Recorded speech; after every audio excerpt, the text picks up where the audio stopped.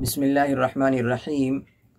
عام انسان کے لیے کون سی تفسیر بہترین ہے؟ یہ سوال بہت سارے لوگوں کے دلوں میں اٹھتا ہے اور یہ پوچھے جانے والی سوال ہے۔ ہم نے بھی ایک سوال کسی سے پوچھا اور دارالعلوم دیوبند کے فتوے میں دیکھے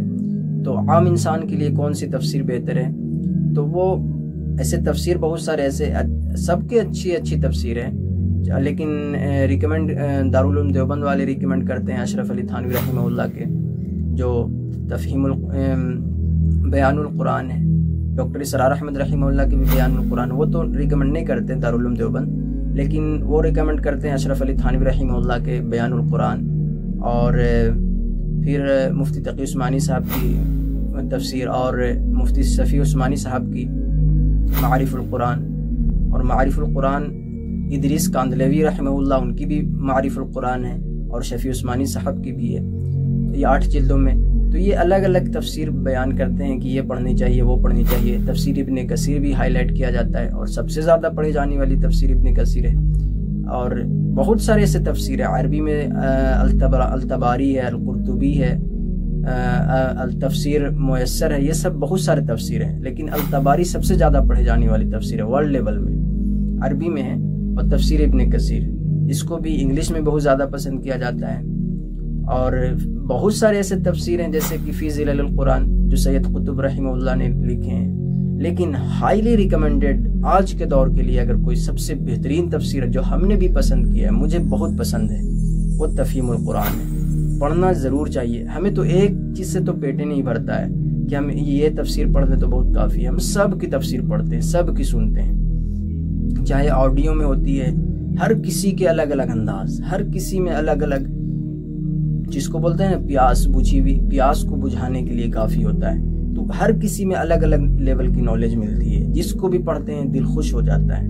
جس کو بھی سنتے ہیں دل خوش ہو جاتا ہے۔ قرآن ایسا ہر دور کے لیے، قرآن کو اس لیے نہیں کہا جاتا، حدیث میں بھی ہے کہ ہر دور کے لیے قرآن معجزہ ہے۔ اللہ کے نبی کریم صلی اللہ علیہ وسلم پر جو معجزہ ہے، سب نبیوں کو معجزہ عطا کیا گیا۔ ایک صحابی نے پوچھے تو آپ کو کیا معجزہ عطا کیا گیا؟ اللہ کے رسول صلی اللہ علیہ وسلم نے جواب دیے کہ قرآن، یہ ہر دور کے لیے معجزہ ہے۔ تو اس میں جو جتنا اس میں غوطہ زن کرے گا، یعنی جتنا اس میں ڈوب کر اپنی گہرائی کو نکالنے کے لیے کچھ کوشش کرے گا، وہ ہدایت کے ساتھ وہ اتنا اچھا نکال سکے گا، اس کے دلوں سے اتنا ہی راسخ علم، بہترین علم نکلے گا۔ تو سب تفسیر بہترین ہے، پڑھنا ایک اگر آپ کے اندر وقت ملتا ہے تو ہر کسی کو پڑھیں، ہر کسی میں الگ الگ لیول کی بات ہے، الگ الگ دل خوش ہو جانے والی چیز ملے گی، تو سب کو پڑھیں، دل کرے تو سب کو پڑھیں اگر وقت ملتا ہے تو، لیکن خاص کر کے اگر پڑھنا ہے تو پھر تفہیم القرآن پڑھیں، بہترین ہے، مفتی مولانا مودودی رحمہ اللہ کی بہترین تفسیر ہے۔ دل اگر ایک تفسیر پکڑنا ہے پھر، اور جیسے کہ ابھی بہت سارے لوگ آڈیو میں ڈاکٹر اسرار احمد رحمہ اللہ کو بھی سنتے ہیں، ان کی تفسیر بیان القرآن ہے، وہی ان کے اشرف علی تھانوی رحمہ اللہ نے بھی یہی چیز لکھی ہے۔ پھر ایک وحید الدین خان، ان کی بھی تذکیر القرآن ہے، بہت ساری تفسیر ہے بچے، جس کو بھی پڑھو گے دل خوش ہو جائے گا، لیکن ہاں ہدایت سے اگر پڑھو گے تب، ہدایت سمجھ کے پڑھو گے تب۔ امیر احسن اصلاحی صاحب کی بھی تدبر القرآن، یہ بھی بہترین تفسیر ہے۔ تو جس کو بھی پڑھو ہدایت سمجھ کے پڑھو قرآن کو، کہ اللہ ہمیں اس سے ہدایت حاصل کرنا ہے اور اس پر عمل کرنے کے لیے، کیونکہ قرآن پڑھنے سے دل خوش ہوتا ہے، دماغ میں، ذہن میں تازگی آ جاتی ہے، اور عمل میں ایک پختگی پیدا ہوتی ہے۔ تو پڑھنا، تفسیر جس کو بھی پڑھیں، تفسیر ابن کثیر بھی بہت شارٹلی حدیث کے ساتھ بھی بیان ہوتا ہے، اور یہ بھی بہت آسان تفسیر ہے۔ مفتی تقی عثمانی صاحب کی بھی آسان تفسیر ہے، لیکن ان کی بہت شارٹ ہوتی ہے، جو بہت شارٹ ہوتی ہے، اتنا شارٹ ہوتی ہے کہ پھر، لیکن آپ کو پڑھنے کے لیے جیسے کہ تفسیر ابن کثیر، معارف القرآن، تفہیم القرآن، بہت سارے ہیں۔ تفہیم القرآن مولانا مودودی رحمہ اللہ کی، اس کو میں ہائیلی ریکمنڈڈ کرتا ہوں۔ اگر کسی دوست کو اگر مولانا مودودی سے اگر جوڑ دی ہو نا،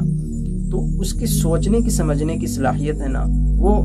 بہت اعلیٰ ہو جائے گی۔ وہ اس بندے سے بہت سارے لوگ ناراض ہوتے ہیں کہ اس نے ایسا کیا ویسا کیا، بھائی اس چیز پر دھیان نہ دیں، اس کی جو لکھی ہوئی ایک ایک ورڈ سے اللہ کی محبت میں لکھی ہوئی تفہیم القرآن، وہ پڑھیں، آپ کو دل خوش ہو جائے گا۔ اگر کم وقت ہے آپ کے پاس تو